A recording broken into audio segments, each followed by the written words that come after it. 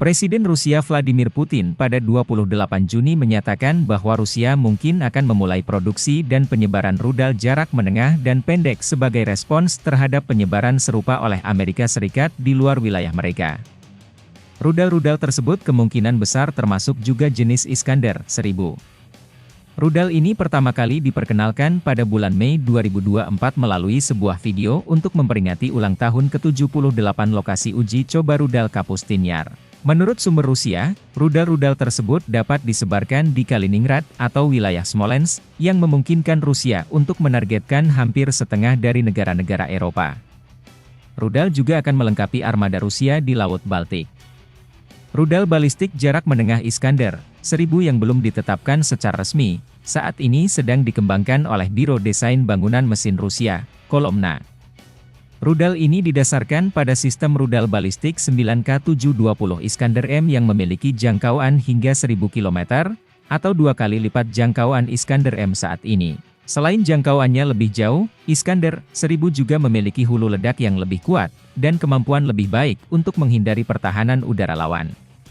Iskander-1000 diperkirakan mempertahankan tata letak klasik rudal 9M723-1K5 tetapi dengan peningkatan Oktober 15% dalam volume muatan bahan bakar padat, mesin yang diperbarui, sistem kontrol yang ditingkatkan, dan hulu ledak yang direvisi.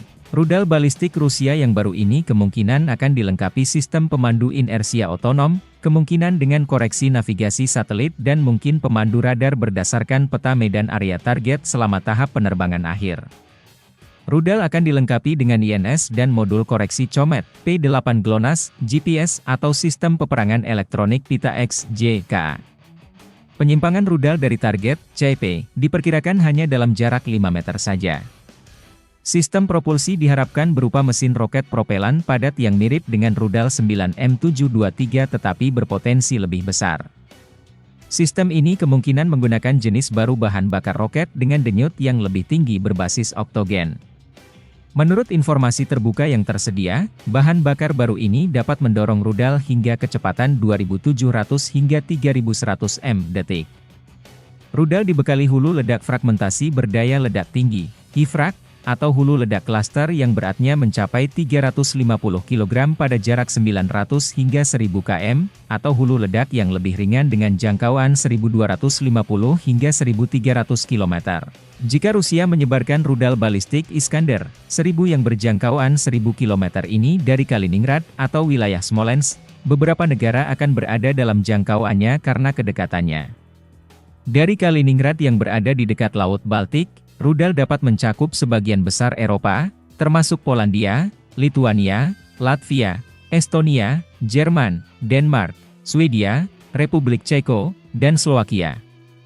Wilayah lain yang juga berpotensi terkena adalah sebagian Finlandia, Ukraina, dan Norwegia, tergantung pada lokasi pasti yang menjadi target di negara-negara tersebut.